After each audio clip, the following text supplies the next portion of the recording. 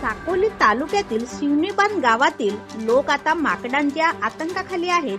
गेल्या 8 दिवसात 5 ते 6 महिलांवर माकडांनी हल्ला केला असून त्यापैकी 3 गंभीर जखमी झाले आहेत. महिलांवर झालेल्या हल्ल्यांमध्ये काहींना घरांच्या छतावरून खाली पडून गंभीर दुखापतही झाली आहे.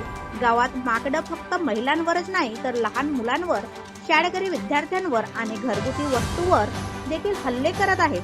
माकडांनी अनेक घरातील साहित्य फोडले, काही घरांच्या कवेली फोडून नासधूसही केली आहे.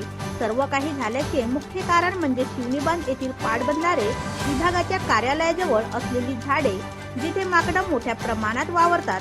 रात्री झाडांवर मुक्कामी राहणाऱ्या माकडांमुळे सकाळी गावात येऊन दहशत निर्माण होते. ग्रामपंचायतने ठराव घेऊन पाटबंधारे विभागावर काहीतरी कारवाईसाठी प्रयत्न करावे अशी मागणी गावकऱ्यांनी केली.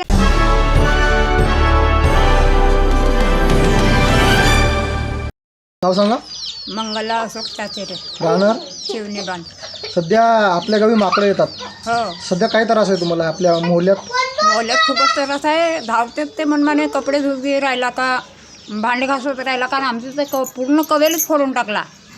किती दिवसापासून त्रास आहे सध्या माकडांचा? 12 महिने होती. 2-4 वर्ष झाला सांगतून. 2-3 अप्लिकेशन लिहून झाले ते, पण ते झाडं काही तोडत नाही. जे पाटबंधारे विभागाचे जे माणसं आहेत हो, ते दुर्लक्ष करतात असं वाटतं का तुम्हाला? ते तोडतच नाही. 2-3 अर्ज झाले देऊन सण्या.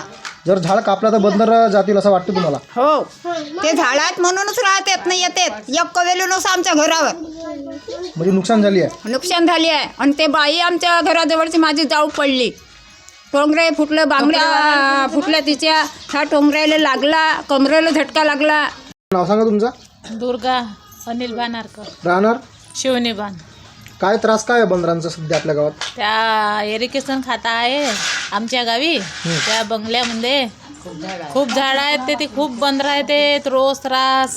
सकाळ झाली का गावामध्ये फिरतात आणि स्लॅबवर लावतात, काही कवेली फोडतात, बायाच्या मग धावते. ते बंदरा खूप त्रास आहे. त्या दिवशी आमच्या गावची, आमच्या घराजवळची एक बाई पडली स्लॅबवरून. तिला दवाखान्यामध्ये न्यावा लागला. काय मारण झाली? हो, लागला. टोंगरे फुटले तिचे, बांगड्या फुटल्या, काही लागला, असा हातागीताला लागला. काय वाटते बंदर कशामुळे येत असतील? त्या इरिगेशन खात्यामुळेच येते. कारण ते तर खूप झाडं आहेत, मोठे मोठे झाडं आहेत. त्या झाडापासून ते बंदरा येतात ना, ते राहतात, रात्रभर राहतात. सकाळ झाली का गावामध्ये येऊन शिरतात.